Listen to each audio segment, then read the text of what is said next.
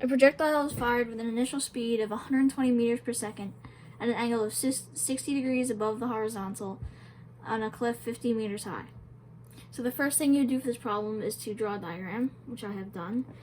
The cliff is 50 meters high, and the ball is launched at 120 meters per second at 60 degrees above the horizontal. So to find the components of this velocity, we would do 120 cosine 60, because 60 is the angle, and for that we would get 60. So because it's cosine adjacent over hypotenuse, we would be solving for Vx right here. So this would be 60. And then we do sine for Vy. So we would do 120 sine 60 degrees, and that would equal about 104. So then Vy here would be 104. So once we know that, we can find the time for the projectile to reach its maximum height. So all we would do here is think logically. The initial velocity upwards is 104, and the acceleration of gravity is 9.8 negatively. So if we just divide 104 divided by 9.8, we get about 10.6. So that is our time for T up.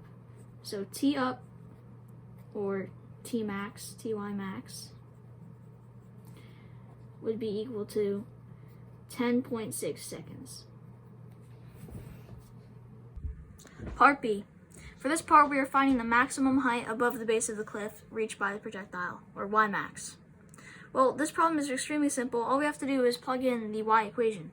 So I've written it down, y equals 1/2 gt squared, and we can simplify that even further because we know y equals 9.8. So in this, y would equal to 4.9 t squared. And for this, we just found in the last problem the time for the projectile to reach its max height, or T up / Ty max. So that would be 10.6. So all we would do is plug in these numbers, 4.9 times 10.6 squared, and that would equal 550.56. Alright, so once we have that number, there's one last catch.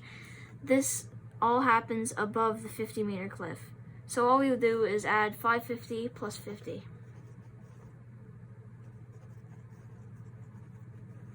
And that gives us our total Y max, which is 600.56.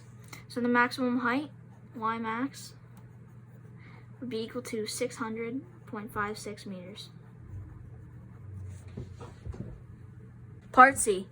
The total time the projectile is in the air, or T. So for this, we would use the equation dy equals v initial y times time plus 1/2 gt squared. In this case, referencing this diagram, the distance y, since we started here, would finally be negative 50 because it's going down 50. So we plug in this equation, negative 50 equals, let's reference our chart, 104 is v initial y, so 104t plus 4.9 t squared.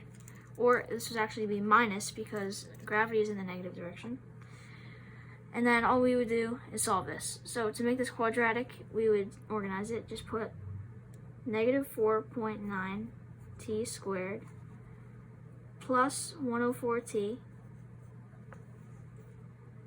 plus 50 equals 0. And to make this easier, we could actually make this 5. So negative 5t squared plus 104t plus 50 equals 0.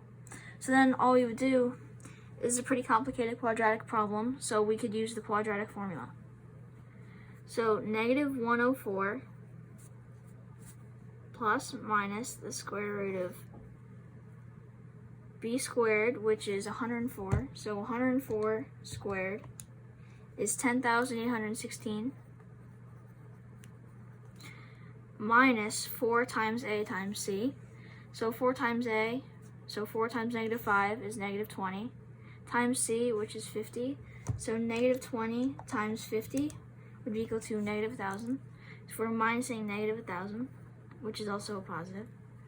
all over 2a. And a is negative 5, so 2a would be negative 10. So then all we have to do is simplify this. We could put this over here. Square root of 10,816 minus negative 1,000 would be 11,816. So the square root of 11,816. And then negative 104 plus minus over negative 10. So there are multiple ways we can deal with this, but if we plug in our calculator, the square root of 11,816, we get 108.7. So now we just plug in numbers. Negative 104 plus 108.7 equals 4.7. And then that's over negative 10, so over negative 10 would be equal to negative 0.47. So that's one solution. We can put these over here. One solution is negative 0.47. And the next solution would be using the minus sign because it's plus minus. So then we could do negative 104 minus 108.7. And we would get negative, hold on. And we would get negative 212.7. And then once again over 10, all we have to do is divide that by negative 10, and you get 21.27. So the next solution is 21.27. So out of these two solutions, clearly we can't have a negative time. So the total time, or t total, would be equal to 21.27 seconds. D, the horizontal range of the projectile, or x max. So I wrote down the simple equation, x equals vt. And of course this has to be velocity of x and displacement of x only. So for this, all we would do, x is our unknown here, and we have velocity, so if we reference this chart, initial velocity of x is 60, so x equals 60 times time, and in part C we found the total time. Total time is 21.27, so 60 times 21.27 gives us x, and that equals 1276.2. So simple, our x max equals 1,276.2 meters. Part E, the velocity of the projectile as it hits the ground, or v of ground. So for this, we could just make a simple chart because this is asking for the average velocity, not just velocity in x direction or the velocity in the y direction. So if we just made a triangle here, the velocity of x is right here, or as you see back, 60. And this would be at the ground, so it would be down here. This would be Vy, which would be down at this point. And Vy would be V initial y, which is 104. So 104 minus 9.8 times time. Now we would do this because each second 9.8 is deducted from the initial velocity. So if we just plug that in, 9.8 times time, and we know the total time here is 21.27. So instead of t, we could put 21.27. So if we plug that in, 104 minus 9.8 times 21.27, and we would get negative 104.4. So once again, we would actually take out this t and put in our time that we found here, and this would be 21.27. And that's how we get Vy in this case. So this is in the down direction. So this is already negative, so we could just leave it as 104.4.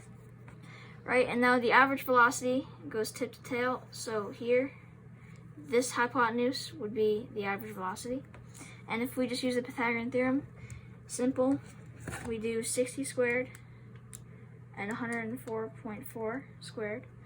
And then the square root of the sum equals 120 about. So the average velocity is 120. Average velocity equals 120 meters per second, and this on the ground. Part F, the displacement and velocity at any time. So, as we did in the previous problem, we found velocity for velocity at the ground, or the final velocity. And in that problem, we just took velocity x and velocity y, and we found the hypotenuse of the two, or the average of the two, by using the tip-to-tail method. So for this, we would just do the square root, because of the Pythagorean theorem, we would do the square root of vx squared plus vy squared. Right, so this would work here, vx squared, 60 squared, plus vy squared, which is technically negative. And then the square root of that gave us our velocity last problem, so that would work in any problem. Now to the displacement. For x in the x direction, we would use just simple vx times t. Just like we used before, x equals vt. And that would work for any problem. And then for displacement of y, we could use the simple equation like we did before. VIY, or v initial y, times time, plus 1/2 gt squared. Now, if we wanted to make it for this specific problem, all we would do is put in the numbers. So velocity, Vx would be 60, Vy at that time was -104, and right, we used this before in x max, Vxt. So Vx was 60, and then time was total time we found in part C, and that worked for xx. And then for xy, we did that again before to find the time. We used distance and used the same equation. So to do this in any problem, you would just plug in the different numbers and the variables you have into these equations, and it should work. Thank you.